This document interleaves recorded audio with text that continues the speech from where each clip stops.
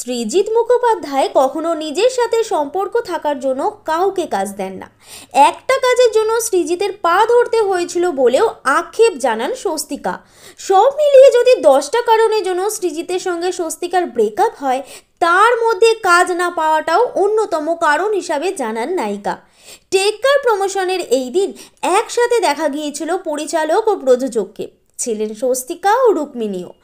আবেগে স্বস্তিকাকে ঝাপটে জড়িয়ে ধরেন দেব।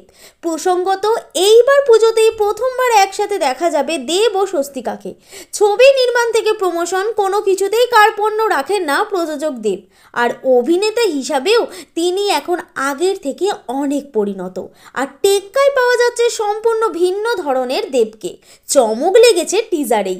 এবার দর্শকের নজর পুজোর দিকে। নতুন কোনো ম্যাজিক নিয়ে আসেন দেব, স্বস্তিকার রুক্মিণী। এমনই টলিউডের হাড়ির খবর তাড়াতাড়ি আপনাদের কাছে পৌঁছে দিতে বদ্ধপরিকর টাইমলাইন ক্রিয়েশন। আপনার কি মতামত দেব এন্টারটেনমেন্ট ভেঞ্চার্সের টেক্কা নিয়ে? মন্তব্য করে জানান আমাদের মন্তব্যের বাক্সে।